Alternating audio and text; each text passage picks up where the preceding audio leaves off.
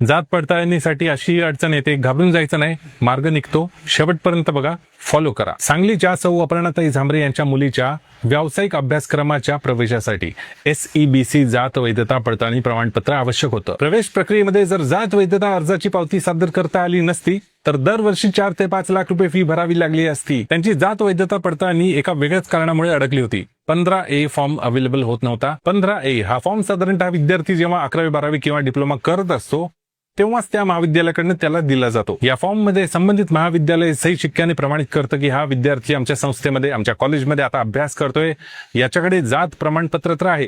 पण जेव्हा हा कॉलेजमधनं बाहेर पडेल, उच्च शिक्षणासाठी कुठे ऍडमिशनसाठी प्रयत्न करेल, त्यावेळेस याला जात वैधता पडताळणी प्रमाणपत्र आवश्यक असणार आहे. पण हा फॉर्म कधीपर्यंत मिळतो? जोपर्यंत तो विद्यार्थी त्या महाविद्यालयामध्ये अभ्यास करतो, शिकत असतो, त्याला लिव्हिंग सर्टिफिकेट मिळालेलं नसतं तोपर्यंतच. एकदा का लिव्हिंग सर्टिफिकेट काढलं की मग त्या विद्यार्थ्याचा आणि त्या महाविद्यालयाचा, त्या संस्थेचा संबंध तुटला.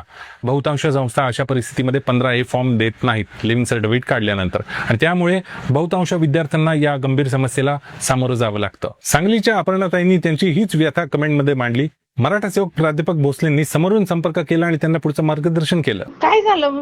पुतण्याला सांगितलं का? हा, सांगितलं ना तिथं जाऊन ते सबमिट करायला. ते झालंय मॅडमशी माझं बोलणं तिथल्या. बर, तुम्ही काय काळजी करताय? होणार म्हणजे होणार ते सबमिट, काय काळजी करताय? लय उपकार दिल सर.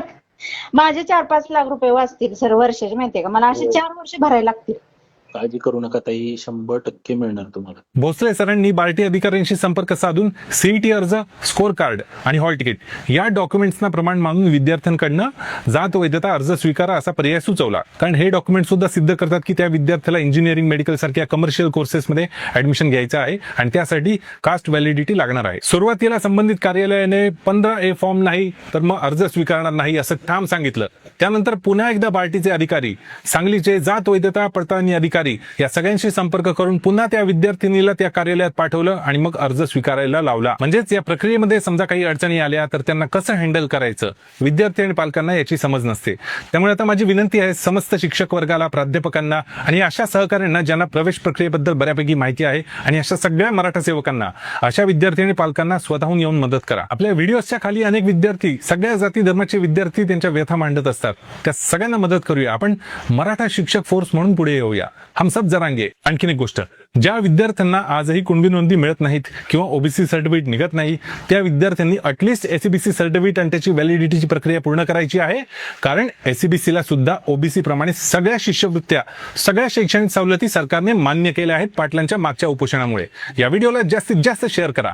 जय शिवराय.